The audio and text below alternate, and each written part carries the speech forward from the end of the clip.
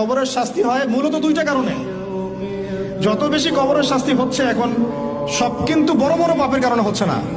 দুইটা কারণ মেজর। একটা হচ্ছে পেশাবের অপবিত্রতা থেকে পবিত্র না হওয়া, পেশাবের ছিটা ফোটা থেকে পবিত্র না হওয়া।